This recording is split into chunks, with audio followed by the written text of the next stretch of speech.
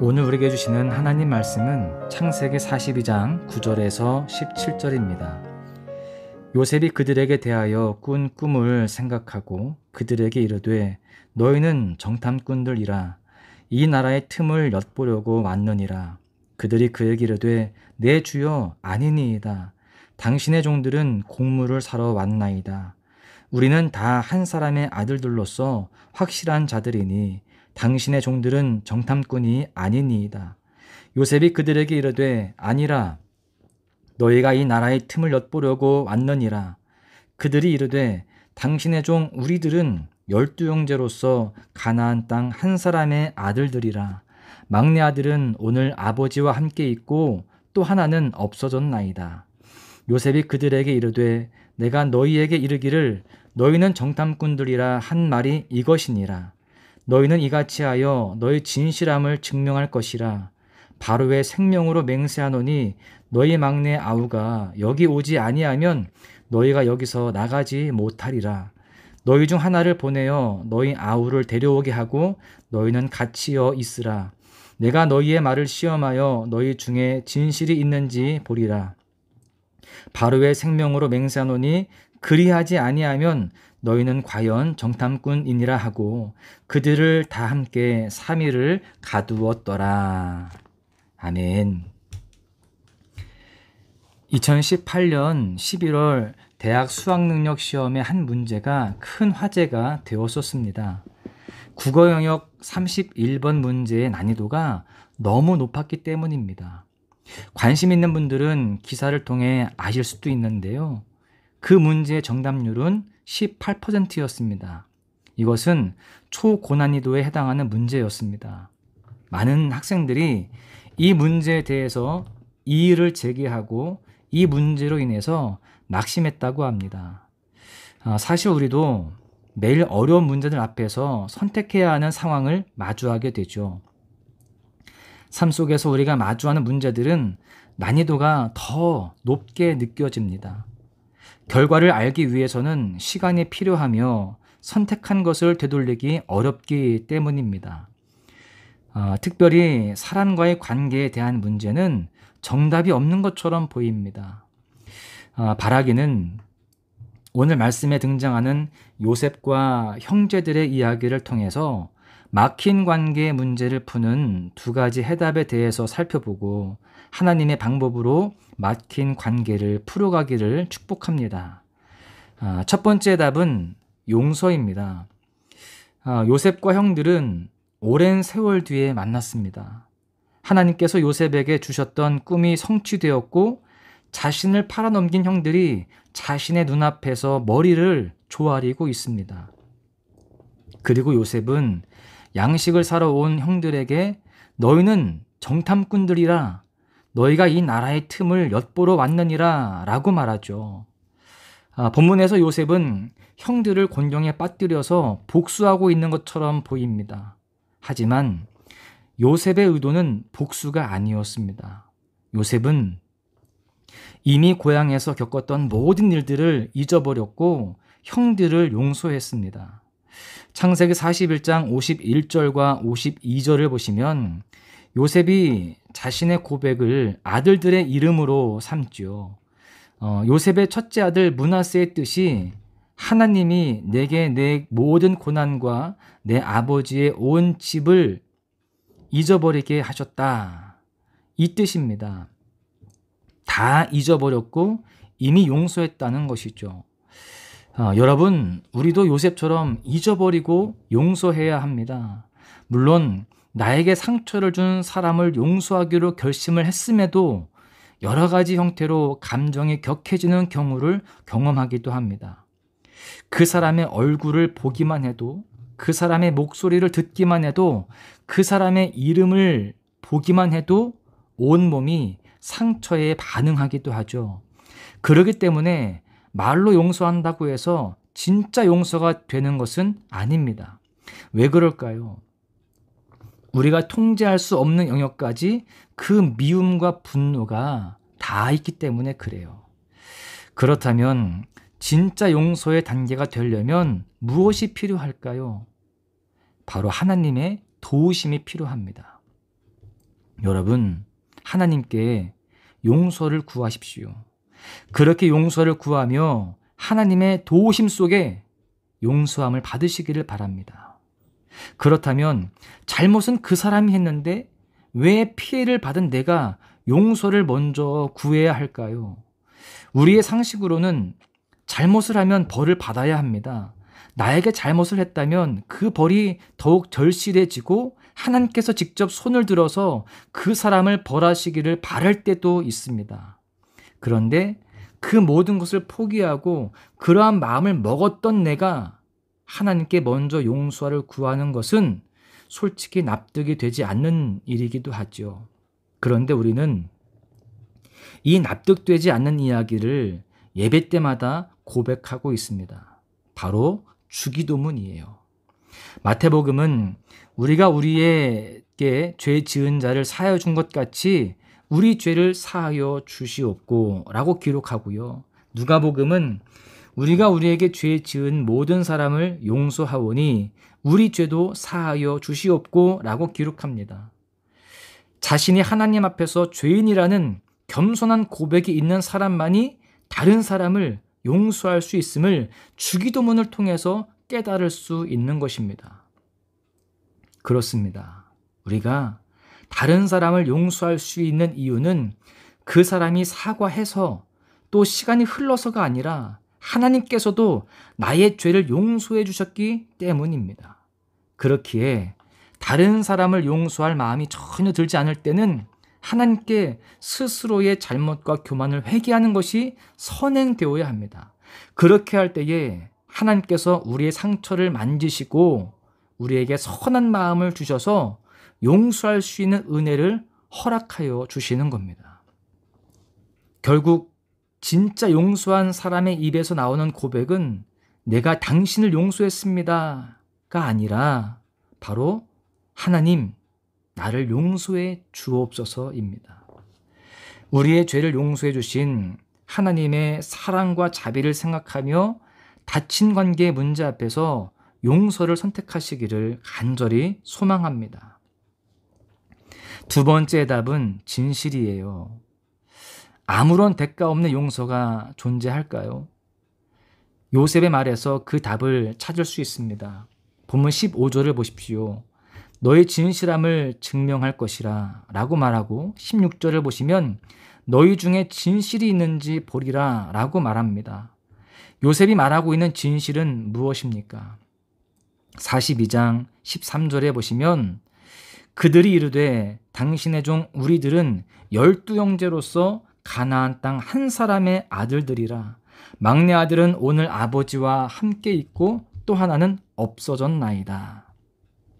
지금 정탐꾼이라고 판단되면 죽임을 당하게 됩니다. 그것도 모든 형제가 다 떼죽음을 당하게 되는 거예요.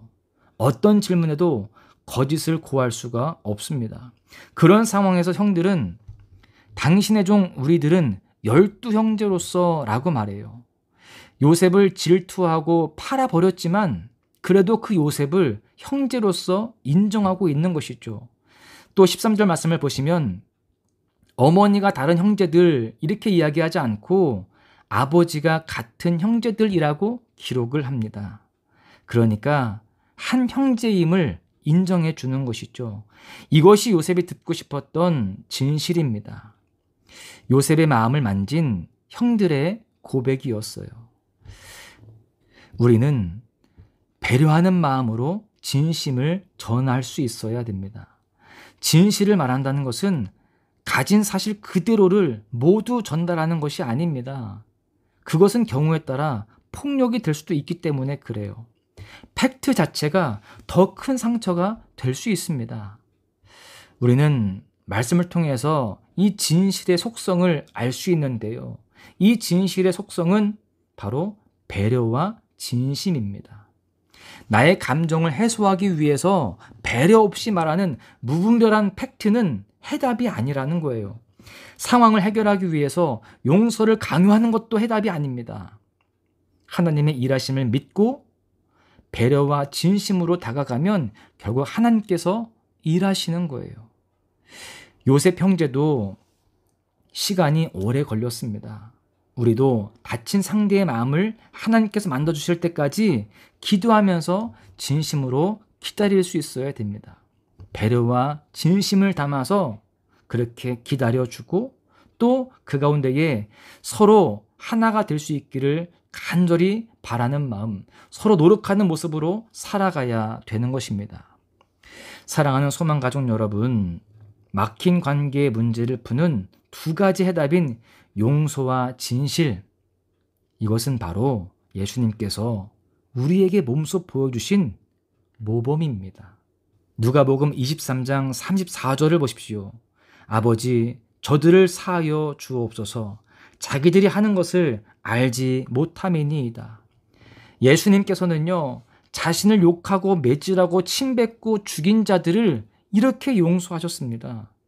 또한 말씀이신 예수님께서는요, 마태복음에서 34번, 마가복음에서 14번, 누가복음에서 6번, 요한복음에서 25번이나 진실로라는 단어를 사용하시면서 하나님 나라와 구원에 대해서 선포하십니다. 이러한 용서와 진실로 하나님과 우리 사이에 막힌 문을 열어주신 거예요. 그렇게 우리의 관계를 회복시켜 주셨습니다. 하나님과 우리 사이를 화목하게 하여 주셨습니다. 로마서 12장 18절을 보시면 이렇게 말씀합니다. 할 수 있거든 너희로서는 모든 사람과 더불어 화목하라. 우리 주님께서는 우리에게 그렇게 화목해 하는 은혜를 주셨습니다. 용서와 진실의 모범으로 그 일을 감당하셨습니다. 그리고 이제는 우리에게도 할 수 있거든 모든 사람과 더불어서 화목하라고 그렇게 명령하십니다. 이 시간 용서할 수 없었던 그 사람, 용서를 구하고 싶었던 그 사람을 생각하고 예수님을 깊이 묵상하면서 하나님께 용서와 진실을 간구할 수 있기를 간절히 소망합니다. 그 가운데에 모든 관계의 문제가 회복되어지고 또 그 가운데에 아름다운 공동체, 아름다운 관계들을 이루어가고 또 그 가운데에 하나님을 기쁘시게 하는 귀한 삶이 되시기를 주님의 이름으로 간절히 축원합니다. 은혜 아니면 살아갈 수가 없네.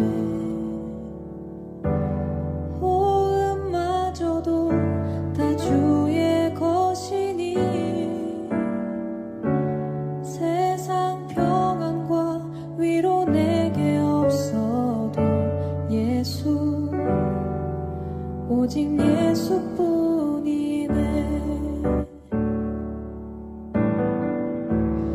은혜 아니면 살아갈 수가 없네.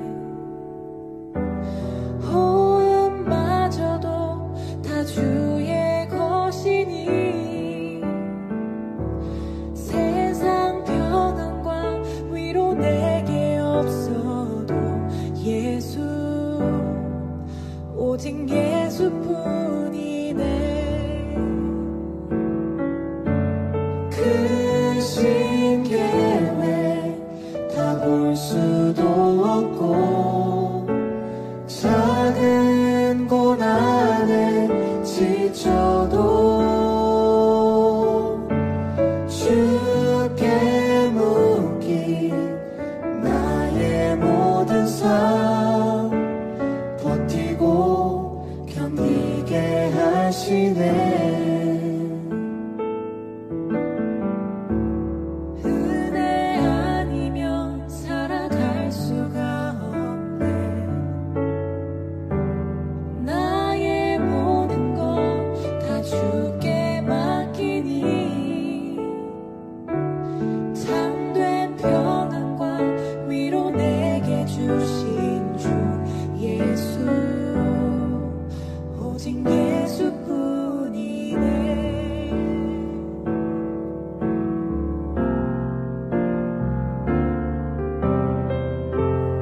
은혜 아니면 살아갈 수가 없네. 호흡마저도 다 주의 것이니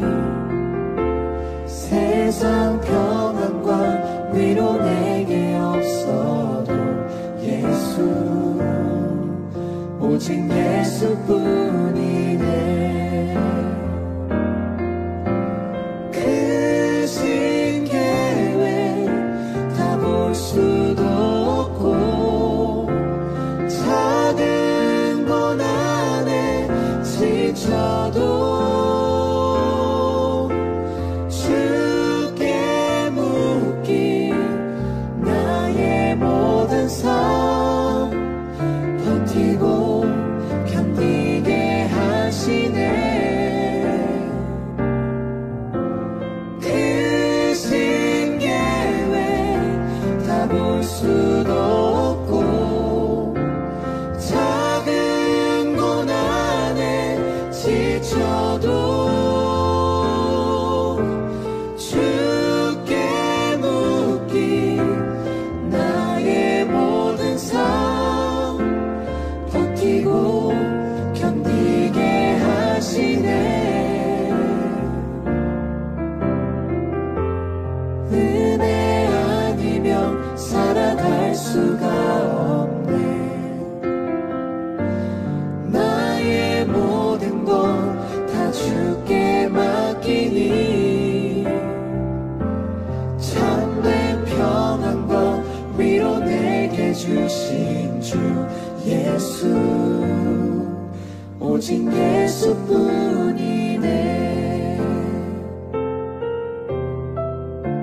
참된 평안과 위로 내게 주신 주 예수